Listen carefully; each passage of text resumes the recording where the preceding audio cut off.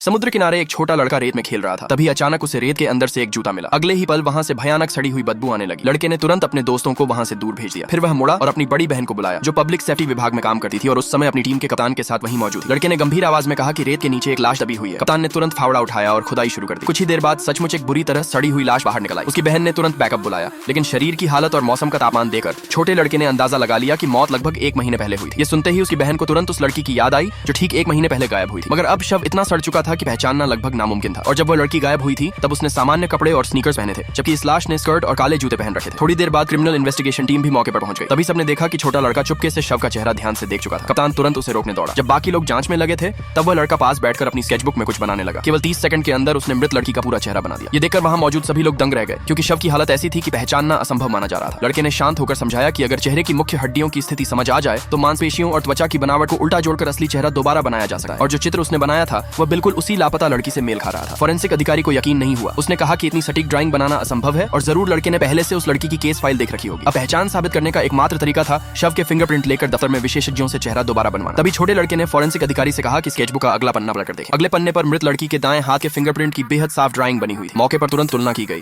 और सब हैरान रह गए, क्योंकि वह फिंगरप्रिंट पूरी तरह मेल खाता था। इसी तरह पब्लिक सेफ्टी टीम ने आधिकारिक रूप से शव की पहचान कर ली। इसके बाद छोटे लड़के ने एक और चौंकाने वाली बात कही। उसने बताया कि लड़की के कपड़े मौत के बाद बदले गए थे, यानी हत्यारे ने शव को बड़ी सावधानी से तैयार किया था। उसे महसूस हुआ कि यह मामला बेहद खतरनाक और जटिल होने वाला है। जल्द ही शुरुआती पोस्टमार्टम रिपोर्ट सामने आई। रिपोर्ट में पता चला कि लड़की की गर्दन पर एक ही घातक वार किया गया था और घटनास्थल से हत्यारे का डीएनए भी मिल गया था। रिपोर्ट पढ़ते ही छोटे लड़के ने तुरंत निष्कर्ष निकाला कि यह हत्यारे का पहला अपराध नहीं है और वह जल्द ही दोबारा हमला करेगा। कप्तान ने हैरानी से पूछा कि वह इतना यकीन से कैसे कह सकता है। लड़के ने समझाया कि एक ही वार में हत्या होना दिखाता है कि हत्यारा बेहद अनुभवी है। उसके पास शव को कपड़े पहनाने तक का समय था, फिर भी उसने लाश को भीड़ भाड़ वाले समुद्र किनारे दफनाया। इतना ही नहीं, उसने जानबूझकर डीएनए सबूत भी छोड़ा, मानो वह पब्लिक सेफ्टी टीम को चुनौती दे रहा हो। ये सब एक सीरियल किलर की मानसिकता से पूरी तरह मेल खाता था। उसने तुरंत डीएनए को प्रांतीय लैब में जांच के लिए भेजने और पूरी टीम को हाई अलर्ट पर रहने की सलाह दी। अगले ही दिन जब तुलना की रिपोर्ट वापस आई तो एक बार फिर छोटे लड़के की भविष्यवाणी सही साबित हुई। हत्यारे का डीएनए पुराने सीरियल मर्डर केस के मुख्य संदिग्ध से पूरी तरह मैच कर चुका था।